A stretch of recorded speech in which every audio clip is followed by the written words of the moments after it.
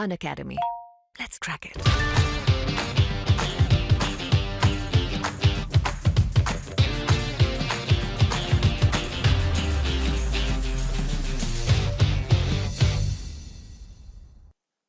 जो टॉपिक हम डिस्कस करने वाले हैं वो है धातु का निष्कर्षण यानी एक्सट्रैक्शन ऑफ मेटल्स। ठीक है, अयस्क से किस प्रकार धातु हम निकालेंगे, ये सारी प्रक्रिया हम देखेंगे। अयस्क को सांद्रण की प्रक्रिया हम देखेंगे यहाँ पे, और ये जो बहुत सारी जो मेथड्स है वो हम देखने वाले हैं। ठीक है, किस प्रकार से धातु हमको शुद्ध धातु मिलती है। ठीक है, यानी अयस्क से किस प्रकार शुद्ध धातु मिलती है, यानी खनन में जो अयस्क मिलेगा, अयस्क से लेके शुद्ध धातु का धातु प्राप्त करने तक की जो प्रक्रिया है वो हम अभी इसमें डिस्कस करने वाले हैं। अनअकैडमी आपके लिए लेकर आए हैं फ्री क्लास फेस्टिवल, जो कि होने वाला है 28, 29 और 30 नवंबर को। इसमें आपको क्या मिलेगा, एमपी के टॉप एजुकेटर्स द्वारा आपको क्लास दी जाएगी, और इसमें एमपीपीएससी और व्यापमं से संबंधित एग्जाम को क्रैक करने के तरीके आपको बताए जाएंगे। आप इसमें देख सकते हैं एमपीजी के history, current affairs, polity, Hindi, English, geography, top 250 MCQ session और फ्री टेस्ट सेशन और बहुत ही कुछ। और साथ ही साथ मैं आपको बता दूं, यहाँ पे आप इन क्लासेस को देख के सकते हैं। आपको डाउनलोड करना होगा अनअकैडमी का ऐप, और वहाँ पे क्रिएट अकाउंट करना होगा। कौन सा वाला, फ्री अकाउंट क्रिएट करना होगा, और यहाँ पे प्रोमो कोड यूज करना होगा सरकार 10। ये बहुत इंपॉर्टेंट है, सरकार 10 प्रोमो कोड आप यूज कीजिए। उसके बाद आप अनलॉक कर पाएंगे अनलिमिटेड फ्री स्पेशल क्लासेस को, और आप देख सकते हैं अब ये सारी क्लासेस को। साथ ही साथ मैं आपको बता दूं, मिशन रैंक सीरीज यहाँ पे चल रही है, और एमसीक्यू टेस्ट सीरीज भी चल रही है, और let's crack MP exam series यहाँ पे चल रही है। तो इन सभी क्लासेस से संबंधित जो टॉप एजुकेटर्स यहाँ पे नीचे दिए गए हैं, आप ये सारी क्लासेस ले सकते हैं। और यहाँ पे एमसीक्यू टेस्ट सीरीज के अंतर्गत ये टॉप एजुकेटर्स है, और ये क्लासेस आप यहाँ पे ले सकते हैं। साथ ही साथ let's crack MP exam series के अंतर्गत ये टॉप एजुकेटर्स यहाँ पे दिए गए हैं, इनसे आप ये सारी क्लासेस ले सकते हैं। Subscribe now to crack it. अगला टॉपिक है धातुओं का निष्कर्षण, एक्सट्रैक्शन ऑफ मेटल्स। बहुत इंपॉर्टेंट है, क्योंकि इसमें हम जो जब धातुएं पढ़ते हैं तो धातुओं से निकाला जाता है वो हम यहाँ पे डिस्कस करने वाले हैं। ये धातुएं शुद्ध रूप में नहीं पाई जाती है, प्रकृति से प्राप्त अयस्क से ये पाई जाती है। ठीक है, प्रकृति से प्राप्त अयस्क शुद्ध धातु प्राप्त करने की संपूर्ण प्रक्रिया धातु निष्कर्षण कहलाती है। क्या कहलाएगी, धातु निष्कर्षण। और धातु की अभिक्रियाशीलता के आधार पर उसके निष्कर्षण की विधि एवं चरण भिन्न भिन्न यहाँ पे होते हैं। अभिक्रियाशीलता के आधार पे यहाँ पे देखिए, यहाँ पे ये फ्लो डायग्राम बनाए गए हैं। यहाँ पे अयस्क रहेंगे। ठीक है, अयस्क का सांद्रण होगा। यहाँ पे मैं बता रहा हूँ धातु कैसे निकलेगी, जो शुद्ध धातु यहाँ पे रहेगी वो कैसे निकलेगी। पहले तो माइनिंग होगी, यानी खनन होगा। खनन में ये निकलेगा अयस्क। अयस्क से फिर यहाँ पे क्या होगा, सांद्रण होगा, अयस्कों का सांद्रण होगा। सांद्रण के बाद यहाँ पे अभिक्रियाशीलता के आधार पे अलग अलग यहाँ पे ये प्रक्रिया होती है इनकी, धातु के शोधन की। यहाँ पे देखिए उच्च अभिक्रियाशील धातुओं की प्रक्रिया ये है। यहाँ पे गलित धातु का विद्युत अपघटन होगा, फिर शुद्ध धातु यहाँ पे निकलेगी।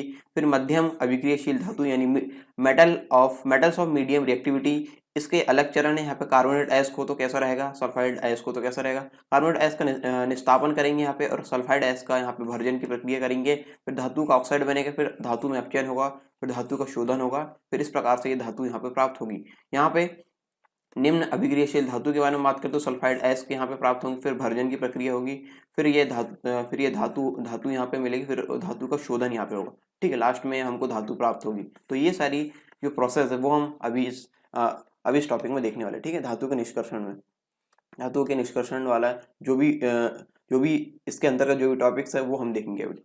पहला है सांद्रण, अयस्कों का सांद्रण। ये देखिए, मैं आपको यहाँ पे जो फ्लो डायग्राम है हम कहाँ कहाँ पहुँच रहे हैं वो मैं आपको बताते चलूँगा। ठीक है, अभी हम इस वाले स्टेप में आ गए। ठीक है, इस वाले स्टेप में अब हम वो खनन वाली स्टेप में तो जाएंगे नहीं तो खनन वाली स्टेप में फिर माइनिंग वगैरह वो करना पड़ेगा, वहाँ पर नहीं जाएंगे। हमको अयस्क प्राप्त है, अयस्क हम निकाल चुके खनन करके। तो यहाँ पे सांद्रण की प्रक्रिया से हम यहाँ शुरू करेंगे। ठीक है, खनन यानी माइनिंग, ठीक है, के माध्यम से प्राप्त अयस्कों में अनेक अशुद्धियां जैसे मिट्टी, बालू, कंकड़, सिलिकेट्स आदि विद्यमान होती है। ठीक है, अनेक अशुद्धियां यहाँ पे विद्यमान होगी, किसमें, जो अयस्क रहेंगे उसमें। ठीक है, अयस्कों में अनेक अशुद्धियां यहाँ पे विद्यमान होती है, जिसे कहेंगे गैंग। क्या कहेंगे, गैंग। ठीक है, गैंग वो जो अंडरवर्ल्ड वाला जो गैंग है वो वाला नहीं, यहाँ पे अशुद्धियां वाला गैंग है। ठीक है, ये अशुद्धियों वाला गैंग है, इसे कहेंगे गैंग। जो अशुद्धियां पाई जाएगी किसमें, अयस्कों में। ठीक है, उसे कहेंगे गैंग। अयस्कों के सांद्रण की प्रक्रिया को अयस्कों का समृद्धिकरण यानी एनरिचमेंट ऑफ ओर्स यानी अयस्कों का समृद्धिकरण कहा जाता है। इस प्रक्रिया के अंतर्गत अयस्कों में उपस्थित अशुद्धियों को दूर किया जाता है। समृद्धिकरण में क्या किया जाएगा, यहाँ पे अशुद्धियों को दूर किया जाएगा, यानी अयस्कों के सांद्रण की यह प्रक्रिया क्या कहलाएगी, अशुद्धियों को दूर करने वाली प्रक्रिया यहाँ पे कहलाएगी। ठीक है। एनरिचमेंट ऑफ ओर्स, यानी इसको इसमें अशुद्धियाँ दूर होगी। ठीक है, जब इसका समृद्धिकरण करेंगे तो इसमें अशुद्धियाँ दूर होगी। अयस्कों का सांद्रण निम्नलिखित विधियों से किया जाता है। ठीक है, इसकी भी विधियां हैं। पहली है गुरुत्वीय पृथक्करण विधि, या फिर इसको द्रवीय धावन यानी हाइड्रोलिक वॉशिंग या फिर ग्रेविटी सेपरेशन भी कहा जाता है। ठीक है, एक विधि ये है। दूसरी विधि है चुंबकीय पृथक्करण यानी मैग्नेटिक सेपरेशन की विधि द्वारा यहाँ पे इसको अलग करेंगे। और तीसरी है फेन प्लवन विधि यानी फ्रोथ फ्लोटेशन प्रोसेस। तो ये तीनों विधि हम अभी देखेंगे एक एक करके। गुरुत्वीय पृथक्करण के अंतर्गत जो इसकी प्रक्रिया रहती है उसमें देखेंगे, अयस्कों के सांद्रण की यह विधि धातु अयस्क तथा गैंग कणों के विशिष्ट गुरुत्व बलों में अंतर यानी डिफरेंस इन स्पेसिफिक ग्रेविटीज पर आधारित है। ठीक है, उसमें जो गुरुत्वीय बल रहेंगे उसमें जो अंतर रहेगा उस पर ही आधारित है। कौन सी विधि, गुरुत्वीय पृथक्करण विधि। ठीक है, सामान्यतः धातु अयस्क उनमें उपस्थित गैंग कणों से भारी होते हैं। जो अयस्क रहेंगे वो कैसे होंगे, भारी, और गैंग रहेगी कौन सी, हल्की। गैंग कैसे रहेगी, हल्की। ठीक है, जब अयस्क चूर्ण को जल की धारा में प्रवाहित किया जाता है, जब अयस्क को चूर्ण बनाएंगे। ठीक है, इस प्रकार चूर्ण बनाए और यहाँ पे ये जल की धारा में इसको प्रवाहित किए, तो जल की धारा में प्रवाहित करने पर हल्के गैंग कण जल के साथ बह जाएंगे। जो हल्के जो गैंग कण रहेंगे जल के साथ बह जाएंगे तथा भारी अयस्क कण नीचे रह जाएंगे, जल के साथ बह जाएंगे, और जो भारी अयस्क रहेंगे वो तली पे नीचे जम जाएंगे। इस प्रकार से यह विधि मुख्यतः ऑक्साइड एवं कार्बोनेट अयस्कों के सांद्रण के लिए प्रयोग की जाती है। किसके लिए की जाती है, ऑक्साइड एवं कार्बोनेट अयस्कों के सांद्रण के लिए। ऑक्साइड और कार्बोनेट अयस्कों के सांद्रण के लिए कौन सी विधि प्रयोग की जाती है, गुरुत्वीय पृथक्करण अथवा द्रवीय धावन। इसको द्रवीय धावन या फिर इंग्लिश में से बोलेंगे ग्रेविटी सेपरेशन या हाइड्रोलिक वॉशिंग। ठीक है, ये इस विधि को ऑक्साइड और कार्बोनेट अयस्कों के सांद्रण में प्रयोग की जाती है विधि। ठीक है,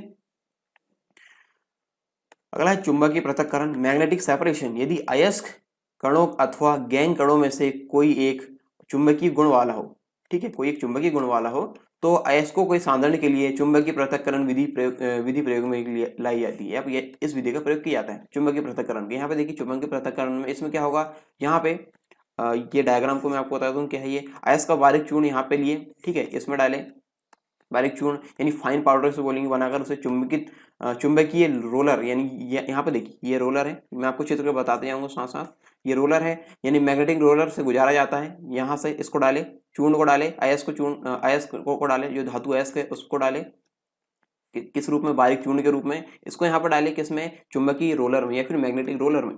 तो यहाँ पे क्या होगा, इस प्रक्रिया में गैर चुंबकीय कण रोलर से दूर, जो गैर चुंबकीय कण रहेंगे वो क्या हो जाएंगे, रोलर से दूर चल जाएंगे, तथा जो चुंबकीय कण रहेंगे वो रोलर के समीप एकत्रित हो जाएंगे। ये हो जाएंगे चुंबकीय कण एकत्रित हो जाएंगे यहाँ पे, और अन्य चुंबकीय कण यहाँ पे दूर चले जाएंगे। ठीक है, तो ये है चुंबकीय पृथक्करण विधि। अगला है फेन प्लवन विधि, फ्रोथ फ्लोटेशन प्रोसेस। यह विधि अयस्क कणों तथा गैंग कणों के जल एवं तेल में भीगने के गुणों में अंतर पर आधारित है।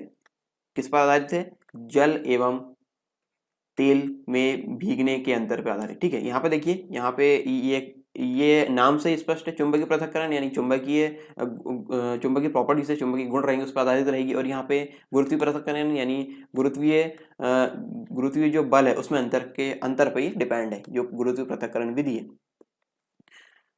इस विधि के माध्यम से यानी फेन प्लवन विधि के माध्यम से सल्फाइड अयस्कों का सांद्रण किया जाता है। कौन से अयस्क का, सल्फाइड अयस्कों का सांद्रण यहाँ पे किया जाएगा। यहाँ पे देखिए फेन प्लवन विधि में इस प्रकार से ये सेटअप रहता है। एक पात्र में अयस्क चूर्ण लेते हैं, ठीक है, इसमें अयस्क चूर्ण ले लिए, ये अयस्क चूर्ण है, चीड़ का तेल, फेन स्थायी कारक यानी एनिलीन या फिर क्रिसॉल लेंगे। ठीक है, एनिलीन या क्रिसॉल जो कि क्या होते हैं, फेन स्थायी कारक, तथा जल मिलाकर वायु प्रवाहित की जाती है। ये सारी चीजें लिए, क्या क्या लिए, यहाँ पे अयस्क चूर्ण लिए। ठीक है, यहाँ पे मैं आपको बताते हूँ, गिनाते चल रहा हूँ बताते हुए। अयस्क चूर्ण लिए, चीड़ का तेल लिए और फेन स्थायी कारक लिए। ठीक है, 3 चीज लिए, तथा यहाँ पे फेन स्थायी कारक में एनिलीन ले सकते हैं या फिर क्रिसॉल ले सकते हैं। ठीक है, और इसमें क्या मिलाएंगे, जल, ये 4 चीजें हो गई, और 5वीं क्या इसमें प्रवाहित की जाएगी, वायु। ठीक है, इतनी सारी चीजें यहाँ पे होगी, जल मिलाएंगे, फिर यहाँ पे वायु प्रवाहित करेंगे यहाँ से, ये देखिए यहाँ से। ठीक है, ये मोटर यहाँ पे लगी हुई है, सल्फाइड अयस्क सल्फाइड जो अयस्क है वो यहाँ पे हमने पहले डाल दिया। ये बात की प्रोसेस यहाँ पे दी है, पहले तो ये सब एक साथ रहेंगे, ठीक है। फिर यहाँ पे इस प्रक्रिया में अयस्क कण तेल में भीगकर यानी झाग या फ्रोथ के रूप में जल के ऊपर एकत्रित हो जाते हैं। ये जल होएगा जब ये मोटर जब चलेगी, ठीक है, मोटर चलेगी तो यहाँ पे क्या होगा, यहाँ पे झाग बनेगा और झाग के रूप में जल के ऊपर ये एकत्रित हो जाएंगे। क्या ये जो इस प्रक्रिया में अयस्क कण जो रहेंगे, अयस्क वाले जो कण रहेंगे ये वाले, ठीक है, जो अयस्क कण रहेंगे वो यहाँ पे आएंगे तथा गैंग कण जल में भीगकर पात्र के नीचे रहेंगे। ये इस वाले एरिया वाली कंडीशन। यहाँ पे देखिए चील का तेल यहाँ पे मिलाए थे और यहाँ पे फिर ये यहाँ पे एक बात है, वायु की आपूर्ति यहाँ पे दी जा रही है, ठीक है, वायु की आपूर्ति भी यहाँ पे दी जा रही है। इससे बुलबुले निकल रहे हैं, ठीक है। विलियन को घुमाने वाला ये घुमाने वाला यंत्र है, ठीक है, मोटर से ये घूम रहा है ऊपर से। और इससे क्या हुआ, फिर ये अशुद्धियाँ नीचे बैठ गई और जो अयस्क है वो जल के ऊपर आ गया झाग के रूप में, ठीक है। फेन प्लावन विधि, ये है फेन प्लावन विधि। यहाँ पे ये अयस्क यहाँ पे आ जाएगा, ठीक है, अयस्क कहाँ पे आएगा, ऊपर, जल के ऊपर एकत्रित हो जाता है, ठीक है। तो ये है फेन प्लावन विधि। अब ये तीनों विधि हमने देख लिए क्या करने की, अयस्कों के सांद्रण की, ठीक है, अयस्कों का सांद्रण करने की 3 विधि हमने देखे। अब इसके बाद हम देखेंगे, यहाँ पे देखिए अयस्क सांद्रण की विधि हमने देखे। अब इसके बाद सांद्रण करने के बाद हम अभिक्रियाशीलता के आधार पर धातु की आगे की प्रक्रिया करेंगे उनको शोधित करने की, ठीक है।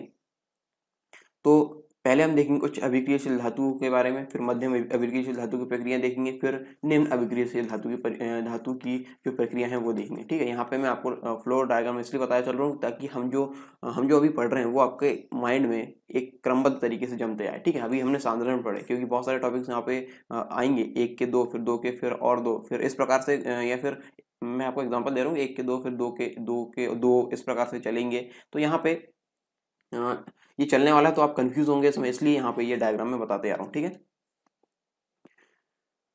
तो अब हम आ गए सांद्रित अयस्कों से अशोधित धातु का निष्कर्षण करने में। इस वाली विधि में पहुंच चुके हैं, यानी extraction of crude metal from reactive metals. सबसे पहले हम देखेंगे उच्च अभिक्रियाशील धातु का निष्कर्षण, यानी जो हाईली रिएक्टिव धातु है उनका एक्सट्रैक्शन हम करेंगे यहाँ पे, ठीक है। उच्च अभिक्रियाशील धातु के अयस्कों का सांद्रण करने के पश्चात इनका विद्युत अपघटन यानी इलेक्ट्रोलिसिस किया जाता है। क्या किया जाता है, विद्युत अपघटन। सांद्रित हो गई है, इसके बाद क्या किया जाएगा, विद्युत अपघटन। सोडियम यानी Na, कैल्शियम यानी Ca और मैग्नीशियम यानी Mg, ठीक है, आदि धातुओं को उनके गलित क्लोराइड्स का विद्युत अपघटन करके प्राप्त किया जाता है। कैसे किया जाता है, इन धातुओं का उनके गलित क्लोराइड्स का विद्युत अपघटन करके प्राप्त किया जाता है। इस प्रक्रिया में ऋणावेशित इलेक्ट्रोड यानी जो कैथोड रहेंगे, जो जिसमें नेगेटिव चार्ज रहेगा उसको बोलेंगे कैथोड, ठीक है। जो ये देखिए विद्युत अपघटन वाली जो विधि रहती है इसमें इस प्रकार से रहता है, विद्युत अपघटन पात्र रहता है। यहाँ पे जो जलीय विलयन यहाँ पर रहेगा, यहाँ पर डालेंगे, ठीक है, जलीय, फिर जो भी यहाँ पे जो सॉल्यूशन रहेगा, ठीक है, सॉल्यूशन को यहाँ डालेंगे, विलयन को यहाँ पर डालेंगे। फिर यहाँ पे एक ये दोनों कहलाते हैं इलेक्ट्रोड कहलाएंगे, ठीक है। और इलेक्ट्रॉन में एक रहेगा धनावेशित और एक रहेगा माइनस आवेश वाला, जिसमें रहेगा ऋणावेश, ठीक है। ये है, इसको बोलेंगे एनोड। ये लिए प्लस वाला है और ये माइनस वाला, ये है एनोड और ये है कैथोड, ये वाला, ठीक है, कैथोड, इसमें आवेश ऋण, ठीक है। तो इस प्रक्रिया में क्या होता है, इस प्रक्रिया में ऋणावेशित इलेक्ट्रोड यानी कैथोड पर धातुएं निक्षेपित हो जाती है।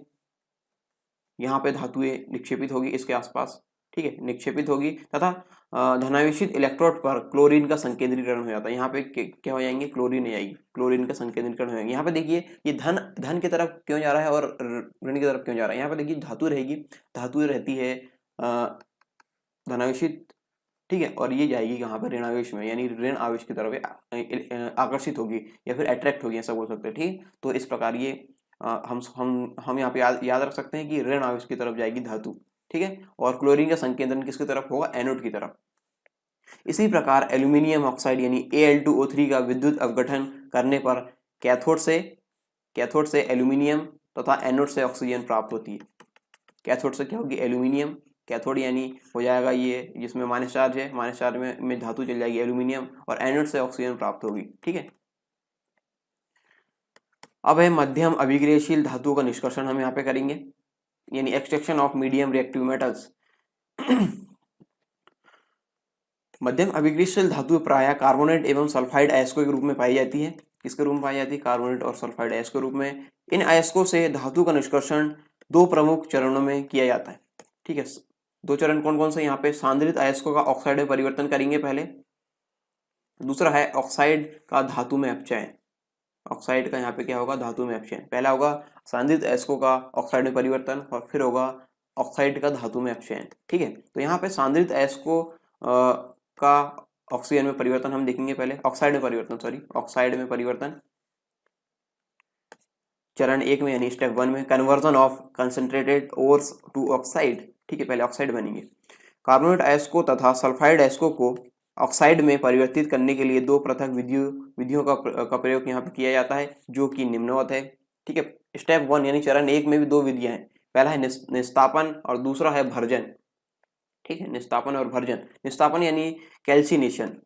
इस प्रक्रिया में हाइड्रोक्साइड्स तथा कार्बोनेट अयस्कों को वायु की सीमित मात्रा में अथवा वायु की अनुपस्थिति में गलनांक से कम ताप पर, कैसा ताप रहेगा? गलनांक से कम रहेगा, पर गर्म किया जाता है। ठीक है, वायु की अनुपस्थिति रहेगी या फिर सीमित मात्रा रहेगी, उसमें ये उसके गलनांक से कम ताप पर ही गर्म किया जाएगा। परिणाम स्वरूप क्या होगा? इसमें क्या होगा? गर्म करने पे वाष्पशील पदार्थ यानी वोलेटाइल सब्सटेंस जो रहेंगे अयस्क से पृथक हो जाते हैं, अयस्क से पृथक हो जाते हैं तथा धातु ऑक्साइड शेष रह जाते हैं। यहाँ पे देखिए ये कैल्शियम कार्बोनेट एवं मैग्नीशियम कार्बोनेट का ठोस मिश्रण यहाँ पे है। यहाँ पे इसको ताप देंगे। ठीक है, ताप देंगे, ताप देने पे ये कैल्शियम ऑक्साइड यहाँ पे मिलेगा, ऑक्साइड हमको प्राप्त करना है, तथा ये मैग्नीशियम ऑक्साइड ये मिलेगा और ये CO2 यहाँ पे निकल जाएगी। ठीक है, तो हमको क्या प्राप्त करना है? धातु के ऑक्साइड। ये प्रक्रिया हम किस लिए कर रहे हैं? धातु के ऑक्साइड हमको प्राप्त होना चाहिए। ठीक है, धात्विक ऑक्साइड प्राप्त होना चाहिए, तो ये हमको यहाँ पे प्राप्त होगा धात्विक ऑक्साइड। ये निस्तापन की प्रक्रिया। अगला है भर्जन यानी रोस्टिंग। इस प्रक्रिया में सल्फाइड अयस्क को भट्टी में वायु की सीमित आपूर्ति यानी रेगुलर सप्लाई ऑफ एयर के साथ गर्म किया जाता है। भर्जन में कौन सा अयस्क ले रहे हैं? सल्फाइड अयस्क ले रहे हैं। और यहाँ पे निस्तापन में कौन से लिए थे? हाइड्रोक्साइड तथा कार्बोनेट। याद रखिए, हाइड्रोक्साइड तथा कार्बोनेट अयस्क निस्तापन में लिए थे। ठीक है, और यहाँ भर्जन में ले रहे हैं सल्फाइड अयस्क। इस प्रक्रिया में सल्फाइड अयस्क को भट्टी में वायु की नियमित आपूर्ति यानी रेगुलर सप्लाई ऑफ एयर के साथ गर्म किया जाता है। उच्च ताप पर अयस्क में उपस्थित सल्फर वायु में उपस्थित ऑक्सीजन के साथ अभिक्रिया करके सल्फर डाइऑक्साइड का निर्माण करती है। किसका निर्माण करेगी? सल्फर डाइऑक्साइड SO2 का ये निर्माण करेगी, और जो अयस्क से वायु में मुक्त हो जाती है। और ये अयस्क से किस मुक्त हो जाएगी? वायु में। ठीक है, ये निकल जाएगी। परिणाम स्वरूप केवल धातु ऑक्साइड शेष रह जाते हैं। यहाँ पे देखिए सल्फाइड अयस्क ऑक्सीजन के साथ यहाँ पे गर्म किया जाएगा, ऑक्सीजन की नियमित आपूर्ति के साथ यहाँ पे गर्म किया जाएगा, तो यहाँ पे धातु ऑक्साइड मिलेंगे और सल्फर डाइऑक्साइड यहाँ पे रिलीज होगी। ठीक है, यहाँ पे देखिए इसके एग्जांपल यहाँ पे दिए गए ZnS जिंक सल्फाइड, सल्फाइड अयस्क की बात कर रहे हैं यहाँ पे। ठीक है, सल्फाइड जिंक सल्फाइड कि यहाँ पे इसमें वायु की नियमित आपूर्ति यहाँ पे करेंगे इस वाली प्रक्रिया में, तो यहाँ पे और ताप भी देंगे। ताप देने के बाद यहाँ पे क्या होगा? जिंक ऑक्साइड मिलेगा हमको और सल्फर डाइऑक्साइड रिलीज होगा। यहाँ पे लेड सल्फाइड में भी यही प्रक्रिया होगी और लेड ऑक्साइड यहाँ पे हमको मिलेगा। ठीक है, यहाँ पे ऑक्साइड जो प्राप्त करने की, जो धात्विक ऑक्साइड प्राप्त करने की प्रक्रिया है वो भर्जन वाली इसमें इस प्रकार से होता है, और यहाँ पे SO2 यानी सल्फर डाइऑक्साइड यहाँ पे रिलीज होगी। ठीक है, अब चरण 2 में क्या होगा? ऑक्साइड का धातु में अपचयन। चरण 1 में क्या हुआ? हमने देखा यहाँ पे, एक मिनट, स्लाइड में कंफ्यूज। चरण 1 में क्या हुआ? सांद्रित अयस्कों का ऑक्साइड में परिवर्तन हमने देखे। चरण 1 ये है। ठीक है, सांद्रित अयस्कों का ऑक्साइड में परिवर्तन देखे। अब क्या है, क्या देखेंगे हम यहाँ पे? ऑक्साइड का धातु में अपचयन। ठीक है, reduction of oxide to metal. धातु ऑक्साइड के अपचयन का उद्देश्य उसमें उपस्थित ऑक्सीजन को पृथक करके धातु को मुक्त अवस्था में प्राप्त करना है। ऑक्साइड में क्या हो रहा था? ऑक्सीजन वहाँ पे सम्मिलित रह रही थी, लेकिन यहाँ पे क्या होगा? अपचयन में ऑक्साइड का धातु में अपचयन में क्या होगा? जो ऑक्सीजन है, ऑक्सीजन को पृथक करके धातु को मुक्त अवस्था में प्राप्त करना है।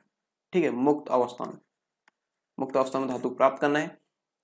इस प्रक्रिया में धातु ऑक्साइड में अपचायक अभिकारक यानी रिड्यूसिंग एजेंट के रूप में कार्बन अथवा कार्बन मोनोऑक्साइड, कार्बन ले सकते हैं, फिर कार्बन मोनोऑक्साइड को मिलाकर गर्म किया जाता है। अनुकूल दशाओं में कार्बन एवं धातु ऑक्साइड में उपस्थित ऑक्सीजन संयुक्त होकर कार्बन मोनोऑक्साइड अथवा कार्बन डाइऑक्साइड का निर्माण करते हैं। ये हमने मिलाए थे कार्बन कार्बन और कार्बन मोनोऑक्साइड। तो यहाँ पे फिर यहाँ पे क्या होगा, धातु के ऑक्साइड कार्बन एवं धातु ऑक्साइड में उपस्थित ऑक्सीजन जो रहेंगे संयुक्त होकर कार्बन मोनोऑक्साइड और कार्बन डाइऑक्साइड का निर्माण करेंगे। यदि आप चाय का अभिकारक के रूप में कार्बन मोनोऑक्साइड का प्रयोग किया जाता है तो यह ऑक्सीजन के साथ संयुक्त होकर कार्बन डाइऑक्साइड का निर्माण करती है। यहाँ पे देखिए आयरन ऑक्साइड है, यहाँ पर जिंक ऑक्साइड, आयरन ऑक्साइड यहाँ पे कार्बन लिए हमने, इसको ताप दिए, यहाँ पे ये ऑक्साइड से ये अलग हो गए, ठीक है, ऑक्साइड से अलग हो गए, ये सिर्फ आयरन निकले यहाँ पे मुक्त अवस्था में, यहाँ पे धातु मिल रही है, आयरन निकला, ठीक है, और यहाँ पे CO2 यहाँ पे निकल गया। जिंक ऑक्साइड में देखिए CO लिए, कार्बन मोनोऑक्साइड लिए, यहाँ पे ताप वगैरह दिए, तो यहाँ पे जिंक धातु यहाँ पे मुक्त अवस्था में मिली और यहाँ पे कार्बन डाइऑक्साइड यहाँ पे निकला, ठीक है, कार्बन डाइऑक्साइड यहाँ पे निकल गया, यानी यहाँ पे जो धातु का यानी ऑक्साइड का धातु में अपचयन हो गया, ठीक है, ऑक्साइड का धातु में अपचयन यहाँ पे हो गया।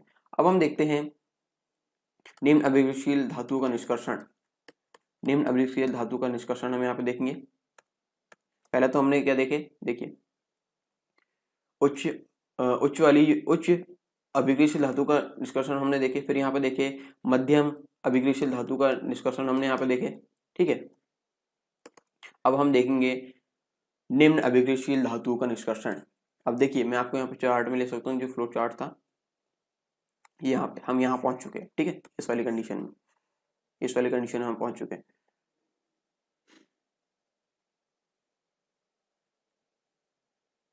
निम्न अभिक्रियाशील धातु का निष्कर्षण यानी extraction of low reactive metals.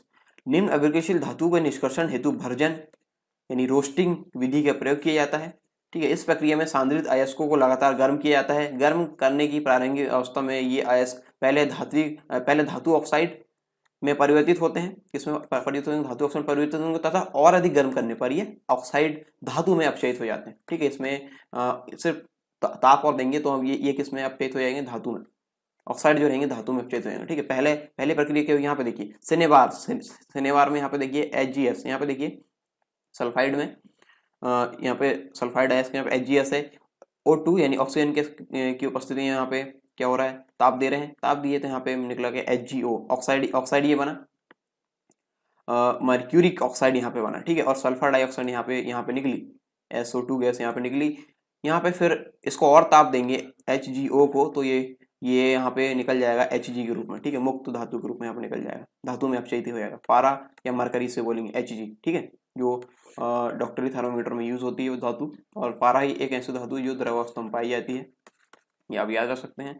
और यहाँ पे O2 यहाँ पे रिलीज हुई, जो जब दोबारा उसमें ताप देंगे, ठीक है, और जब आगे ताप देंगे और अधिक गर्म करेंगे तो यहाँ पे O2 निकलेगी, ठीक है।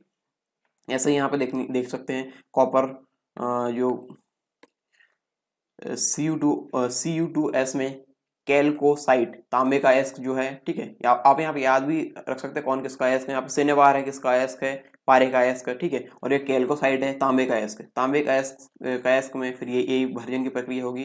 भर्जन की प्रक्रिया के दौरान यहाँ पे कॉपर ऑक्साइड में ये परिवर्तित होगा और सल्फर डाइऑक्साइड यहाँ पे निकलेगी। फिर कॉपर ऑक्साइड का और अधिक ताप देंगे इसमें, तो कॉपर निकलेगी मुक्त अवस्था में और ये ऑक्सीजन यहाँ पे निकलेगी, ठीक है। तो ये निम्न अभिक्रियाशील धातु का निष्कर्षण के अंतर्गत यहाँ हमने देखे। अब देखो ये धातु के शोधन अब करेंगे हम, ठीक है। पहले ये सारी प्रक्रिया हमने करे, अब करेंगे धातु शोधन यानी रिफाइनिंग ऑफ मेटल। धातु के निष्कर्षण के पश्चात प्राप्त धातु पूर्णतः शुद्ध नहीं होती है। धातु के निष्कर्षण जब होता है तो उसके पश्चात जो धातु प्राप्त होगी वो पूर्णतः शुद्ध नहीं होती, इसलिए उसमें शेष अशुद्धियों को दूर करके पूर्णतः शुद्ध धातु प्राप्त करने के लिए धातु का शोधन किया जाता है, ठीक है। निष्कर्षण के बाद जो धातु मिली वो शुद्ध नहीं होती, उनको और उनमें अशुद्धियाँ रहती है, उनको और अशुद्धि को दूर करने के लिए यहाँ पे अशुद्धि को दूर करके पूर्णतः शुद्ध धातु प्राप्त करने की जो प्रक्रिया रहेगी उसको बोलेंगे धातु का शोधन यानी रिफाइनिंग ऑफ मेटल्स, ठीक है। धातु शोधन की अनेक प्रक्रियाएं प्रचलित है, जैसे आसवन डिस्टिलेशन, ठीक है, द्रवीकरण अथवा द्रव गालन यानी लिक्वेशन, विद्युत अपघटनी परिष्करण इलेक्ट्रोलिटिक रिफाइनिंग, प्रभाजी आसवन, फ्रैक्शनल डिस्टिलेशन, क्षेत्र परिष्करण जोन रिफाइनिंग, ये सारी विधियां हैं। और वर्ण लेखन विधि यानी क्रोमेटोग्राफिक मेथड जो कि अवशोषण के सिद्धांत पर आधारित रहती है, ठीक है। ये सारी मेथड प्रचलित है किसमें, धातु के शोधन में, ठीक है। उपरोक्त सभी विधियों में से विद्युत अपघटनी परिष्करण का प्रचलन सर्वाधिक है। किसका प्रचलन सर्वाधिक है, विद्युत अपघटनी परिष्करण का। Copper silver gold zinc, chromium, ठीक है। ये जो धातु हैं कौन कौन सी, copper, silver, gold, zinc, chromium आदि अधिकांश धातुओं का शोधन इस विधि से किया जाता है। कौन सी विधि से, विद्युत अपघटनी परिष्करण विधि से, ठीक है।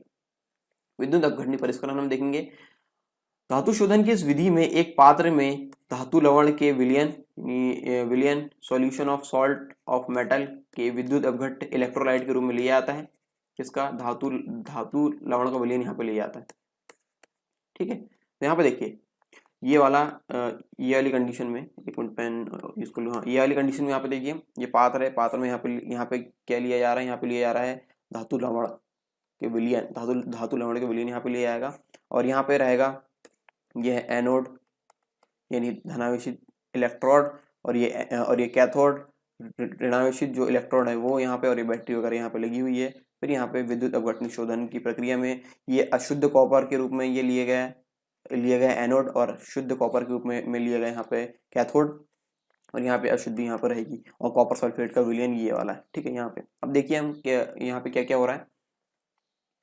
इसको हमने ले लिए किसमें, विद्युत अपघट्य के रूप में। शुद्ध यानी यहाँ पे देखिए अशुद्ध धातु से धनात्मक इलेक्ट्रोड यानी एनोड तथा शुद्ध धातु की पतली परत से ऋणात्मक कैथोड यानी ऋणात्मक इलेक्ट्रोड यानी इसको बोलेंगे कैथोड बनाया जाता है। विद्युत अपघट्ट में विद्युत धारा प्रवाहित करने पर एनोड की अशुद्ध धातु ऑक्सीकरण के कारण विलयन में घुल जाती है तथा शुद्ध धातु कैथोड पर निक्षेपित डिपॉजिट हो जाती है। एनोड की विलय अशुद्धियां विद्युत अपघट्ट में घुल जाएगी। जो विलय अशुद्धियां हैं यहाँ पे देखिए, विलय अशुद्धियां हैं वो कहाँ घुल जाएगी, यहाँ पे, ठीक है। विद्युत अपघट्ट में घुल जाएगी तथा अविलय अशुद्धियां एनोड के नीचे एनोड पंख एनोड मड के रूप में एकत्रित हो जाएगी, ठीक है। कैसे हो जाएगी, जो अविलय अशुद्धि रहेगी एनोड के नीचे एनोड पंख के रूप में यानी एनोड मड के रूप में यहाँ पे एकत्रित हो जाएगी, ठीक है। ये वाली अशुद्धियां।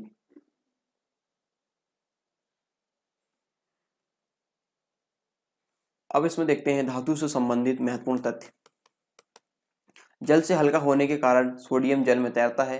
लिथियम यानी Li सबसे हल्की धातु तथा ऑस्मियम OS सबसे भारी धातु है, OS, ठीक है। आतिशबाजी में बेरियम यानी Ba की उपस्थिति के कारण हरा रंग तथा स्ट्रोंशियम Sr की उपस्थिति के कारण गहरा लाल रंग उत्पन्न होता है। बारूद यानी गन पाउडर गंधक यानी सल्फर 75%, चारकोल 15% तथा पोटेशियम नाइट्रेट सॉल्ट पीटर का सम्मिश्रण होता है। बारूद जो रहता है वो गंधक, चारकोल, पोटेशियम नाइट्रेट इसका मिश्रण ये रहता है, ठीक है। जो गन पाउडर रहता है 75, 15, और यहाँ पे बाकी ये रहेगा ये पोटेशियम नाइट्रेट यानी सॉल्ट पीटर।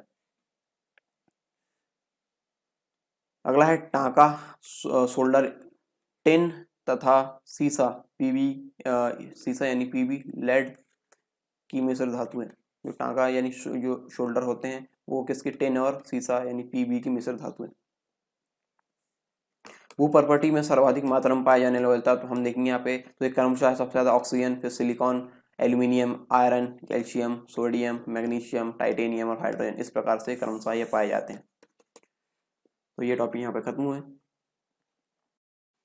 आई होप ये सारे टॉपिक्स आपको अच्छे समझ में आए होंगे, और यदि आपने यहाँ तक ये लेक्चर देखा है तो अपना फीडबैक जरूर दें, क्योंकि आपके फीडबैक से हमें आगे की राह पता चलती है कि हमें इस लेक्चर की सीरीज को किस प्रकार से आगे बढ़ाना है। और यदि आपको लेक्चर पसंद ना आए तो आप लेक्चर को डिसलाइक कर सकते हैं, लेकिन डिसलाइक क्यों किया है कमेंट बॉक्स में कमेंट करके जरूर बताएं, ताकि हम अगले लेक्चर जो सीरीज आएगी उसमें हम इसको अच्छे से और ज़्यादा इम्प्रूव करके हम आपको दे सकें। और यदि आपको लेक्चर पसंद है तो लेक्चर को लाइक कीजिए, शेयर कीजिए अपने दोस्तों के साथ जिन्हें इनकी सबसे ज़्यादा आवश्यकता है, और जो भी MPPSC 2020 के पाठ्यक्रम को पूरा करना चाहता है या इससे संबंधित जो सामान्य विज्ञान पढ़ना चाहता है, आप उन तक ये लेक्चर शेयर कर सकते हैं।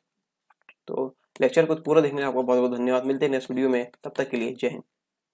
Unacademy. Let's crack it.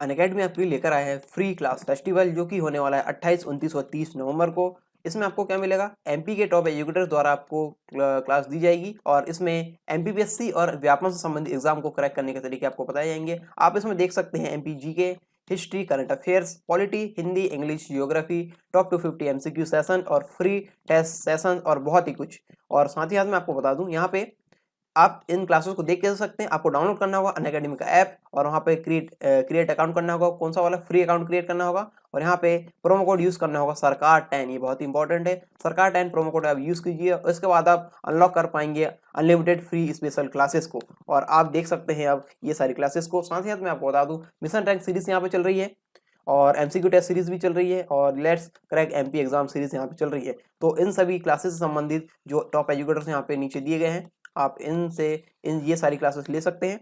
और यहाँ पे एमसीक्यू टेस्ट सीरीज के अंतर्गत ये टॉप एजुकेटर्स है और ये क्लासेस आप यहाँ पे ले सकते हैं। साथ ही साथ let's crack MP exam series के अंतर्गत ये टॉप एजुकेटर्स यहाँ पे दिए गए हैं, इनसे आप ये सारी क्लासेस ले सकते हैं। Subscribe now to crack it.